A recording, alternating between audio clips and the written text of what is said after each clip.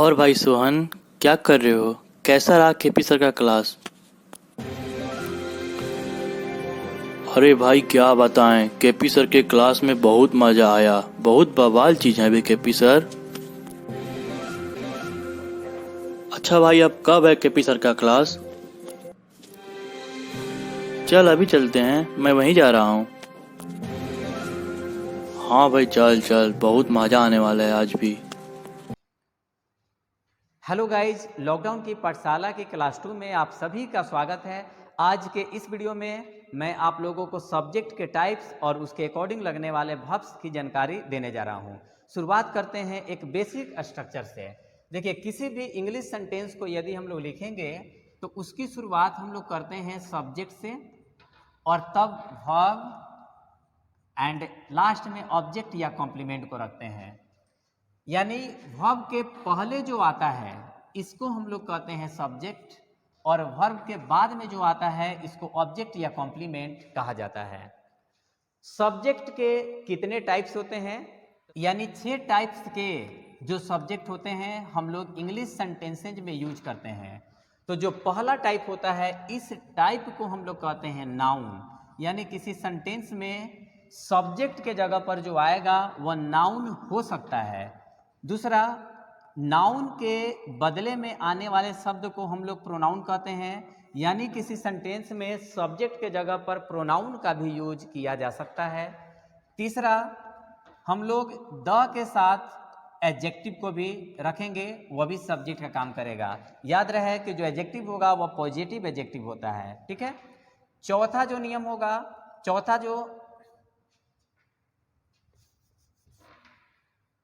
चौथा टाइप होता है फ्रेज। और फ्रेज का मतलब क्या है? देखिए, फ्रेज होता है a group of words, a group of words. यानी शब्दों के समूह को हम लोग फ्रेज कहते हैं जब वह सब्जेक्ट के जगह पर आ जाए। इसको सेंटेंस नहीं कहेंगे।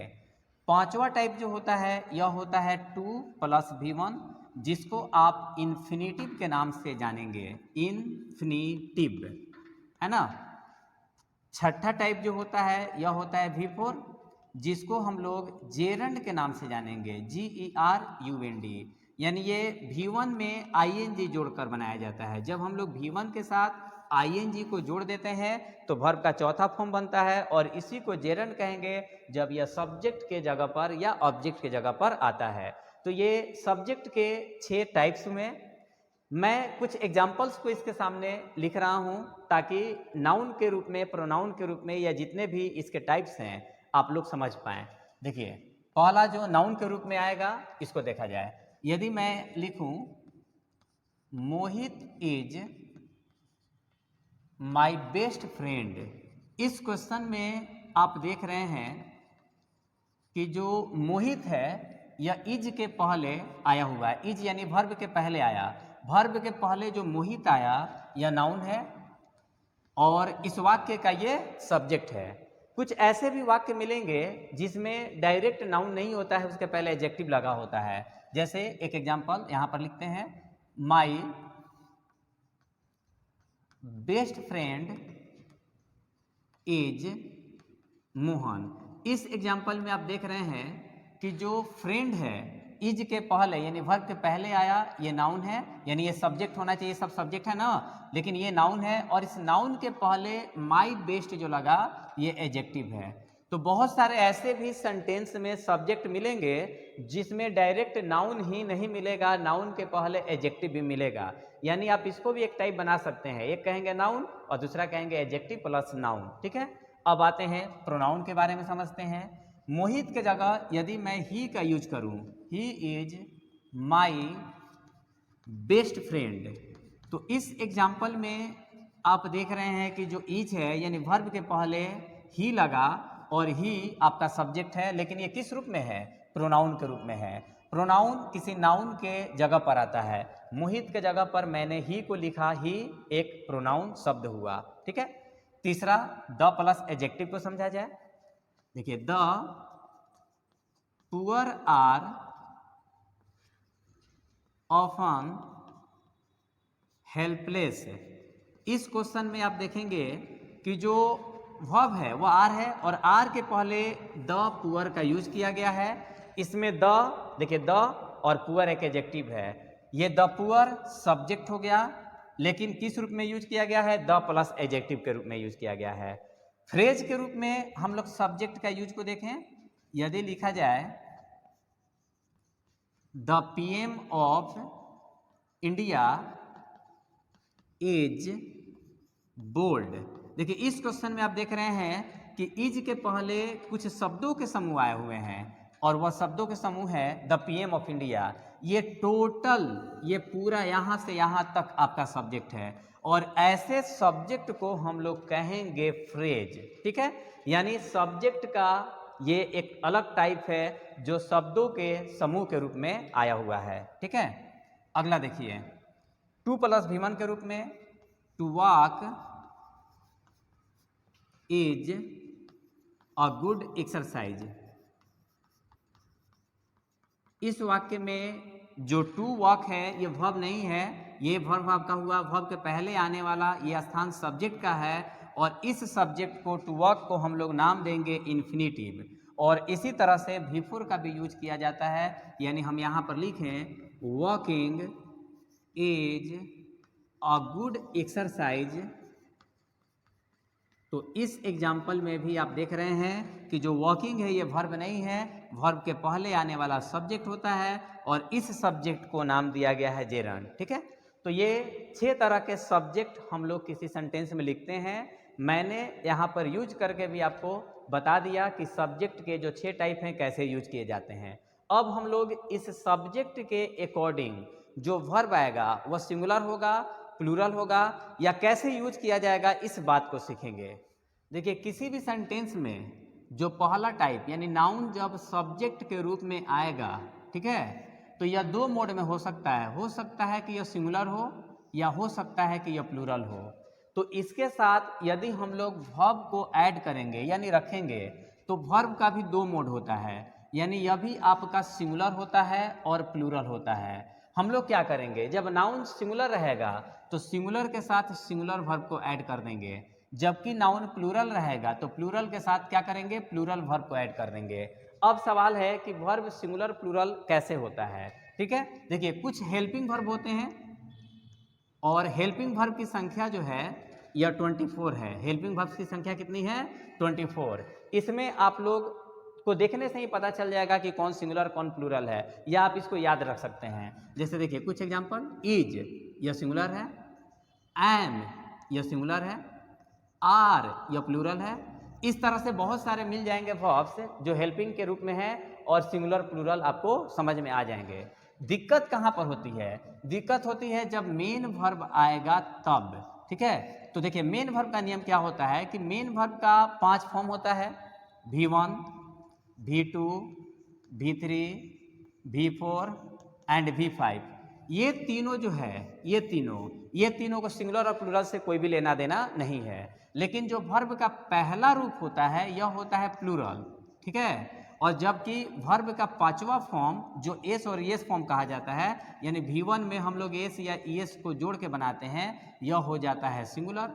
दिक्कत यहीं पर आता है क्योंकि नाउन में जब एस ईएस लगता है तो वह बन जाता है प्लूरल, लेकिन वर्ब में जब एस ईएस लगता है तो यह बन जाता है सिंगुलर। हम लोग क्या करेंगे, ये देखेंगे कि जो वर्ब है यह मेन वर्ब है कि हेल्पिंग वर्ब है। हेल्पिंग वर्ब है कोई भी दिक्कत नहीं आएगा। मेन वर्ब होगा तो आप देखेंगे कि मेन वर्ब में क्या है, यानी V1 है या V5 है। अगर V1 है तो इसका मतलब कि प्लूरल है, यदि V5 है तो इसका मतलब कि सिंगुलर है। अब यहाँ पर समझना है, नाउन यदि सिंगुलर रहेगा और यहाँ पर मेन वर्ब के रूप में मिलेगा तो सिंगुलर के साथ हम लोग V5 को ऐड कर देंगे। यदि नाउन प्लूरल मिलेगा तो प्लूरल के साथ हम लोग वर्ब का जो मेन वर्ब होगा V1 फॉर्म में उसको ऐड कर देंगे। ठीक है, इसे एक एग्जांपल से समझा जाए। मैं यहाँ पर लिखूँ ए काऊ। आप देख रहे हैं कि सिंगुलर नाउन है, ये सिंगुलर है, और इसके साथ मुझे ईट और ईट्स 2 वर्ब को दिया गया। हम पहचान करेंगे कि इसमें कौन किस तरह का फॉर्म में है। ईट V1 फॉर्म में है, ईट्स V5 फॉर्म में है क्योंकि इसमें एस लगा हुआ है, जबकि ए काऊ सिंगुलर है। तो सिंगुलर के साथ इसमें से कौन सा हम जोड़ेंगे, इट्स को जोड़ेंगे, क्योंकि सिंगुलर के साथ सिंगुलर ऐड होता है। अगर ये प्लूरल होता, अगर इस जगह पर ये लिखा होता काउज और तब मुझे इट और इट्स में से किसी को लगाना होता, तो हम इस जगह पर किसको लगाते हैं, तो काउज के साथ यानी जो V1 फॉर्म है इट, इसको लगा देते हैं, ये सही हो जाता। ठीक है, तो ये तो हुआ नाउन का कॉन्सेप्ट कि इसके साथ वर्ब आप इस तरह से लगाएंगे। दूसरा जो इसका टाइप है सब्जेक्ट का, यह है प्रोनाउन। और प्रोनाउन के भी सिंगुलर प्लूरल होते हैं, यानी जितने भी प्रोनाउंस होते हैं ये सभी सिंगुलर प्लूरल दो मोड में होते हैं। आप देखेंगे कि यदि प्रोनाउन सिंगुलर है तो इसके साथ आप सिंगुलर वर्ब को लगाएंगे, मतलब मेन वर्ब का V5 फॉर्म लगाएंगे। और यदि प्रोनाउन प्लूरल है तो आप इसके साथ प्लूरल वर्ब को लगाएंगे, यानी V1 फॉर्म का यूज करेंगे। ठीक है, अब तीसरा जो टाइप आता है सब्जेक्ट का, ये है द प्लस एडजेक्टिव। ठीक है, द प्लस एडजेक्टिव जो होता है यह प्लूरल नाउन की भांति काम करता है। ठीक है, यह सब्जेक्ट ऐसा होता है जो प्लूरल नाउन की भांति काम करता है, यानी हम लोग इसके साथ हमेशा प्लूरल वर्ब का इस्तेमाल करेंगे। मेन वर्ब में बात करें तो V1 का इस्तेमाल करेंगे, और हेल्पिंग वर्ब में आर का इस्तेमाल कर सकते हैं, वर का इस्तेमाल कर सकते हैं। जो प्लूरल वर्ब होगा उसका इस्तेमाल आप इसमें करेंगे। चौथा टाइप है फ्रेज के रूप में सब्जेक्ट। और जब फ्रेज के रूप में सब्जेक्ट आता है तो थोड़ा डिफिकल्टी होता है, लेकिन घबराना नहीं है, आप इसको ध्यान से देखिए, समझ में आएगा। यदि मैं लिखूं the water of these pots, और तब यहां पर लिखता हूं डटी, और इस जगह पर आपको दिया जाए आप इज भरोगे या आर, तो देखिए आप क्या करोगे। सबसे पहले हम लोग चूंकि इज आर यहाँ पर वर्ब का स्थान है, इसके पहले हम देखेंगे कि यहाँ से यहाँ तक आपका सब्जेक्ट है, ये पूरा सब्जेक्ट है जो कि फ्रेज के रूप में है। लेकिन पूरा सब्जेक्ट होते हुए भी इसमें मेन सब्जेक्ट होता है, और मेन सब्जेक्ट हमेशा प्रीपोजिशन या ये कहें कि ऑफ के पहले वाला होता है। तो इसमें देखिए द वाटर आपका मेन सब्जेक्ट है, द वाटर सिंगुलर होता है, और इसलिए इसमें सही जवाब कौन सा होगा, इज हो जाएगा। ठीक है, तो यानी फ्रेज में आप देखेंगे कि ऑफ के पहले वाला सिंगुलर है तो सिंगुलर वर्ब लगाओगे, और यदि आपको लगे कि यहाँ पर प्लूरल है, जैसे एक और एग्जांपल ले लेते हैं। यदि मैं यहाँ पर लिखूं the wise of this class, और तब यहाँ पर इज और आर आपको दी जाए, तो अब आप खुद बताएं कि कौन सा होना चाहिए। देखिए ऑफ के पहले द वाइज है जो कि प्लूरल है, और प्लूरल के साथ हम लोग किसको रखेंगे, आर को रखेंगे। ठीक है, चौथा के बाद पांचवा जो टाइप है यह इन्फिनेटिव का है, 2 + V1 का, और जबकि छठा जो टाइप है यह V4 का है। दोनों का एक ही रूल है। देखिए ये दोनों सिंगुलर होते हैं, चूंकि ये सिंगुलर होते हैं तो इनके साथ आप कौन सा वर्ब लगाएंगे, सिंगुलर वर्ब लगाएंगे। और यदि मेन वर्ब होगा तो मेन वर्ब में कौन सा V5 फॉर्म का यूज करेंगे। ठीक है, एक बात आपको याद रखनी है कि अगर 2 + V1 को, V1 है, 2 + V1 को या V4 को यदि हम एंड से जोड़ दें, यानी 2 + V1 फिर एंड लिख दिया जाए और फिर 2 + V1 को लिखी जाए। ठीक है, तो देखिए ये सिंगुलर है और ये भी सिंगुलर है, ये दोनों सिंगुलर मिलके एंड से बना क्या देगा, प्लूरल बना देगा। बात समझ में आ रही है। उसी तरह से अगर V4 रहेगा एंड से जुड़ा हुआ, V4 एंड V4, तो ये भी प्लूरल बन जाएगा। लेकिन जब अकेले आएगा तो सिंगुलर रहेगा। तो इसका भी एक एग्जांपल देख लिया जाए। यदि मैं लिखूं to walk and to run, और अब यहाँ पर इज रखा जाए तो ये गलत हो जाएगा। To walk and to run, यहाँ पर हम लोग क्या डालेंगे, आर को लिखेंगे, क्योंकि एक सब्जेक्ट सिंगुलर और ये एक सब्जेक्ट सिंगुलर, एंड से जुड़ गया, बना दिया plural. To walk and to run are good exercise. ठीक है, तो आई होप ये सारे चीज आपको समझ में आए होंगे। लेकिन इन सब के बाद मैं आपसे एक क्वेश्चन अभी करने वाला हूं जिसका जवाब आप कमेंट में देंगे। देखिए क्वेश्चन है ए हॉर्स ...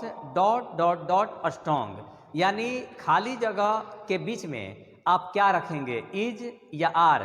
कमेंट में आप तुरंत डालिए, देखते हैं कितने लोगों का सही जवाब होता है।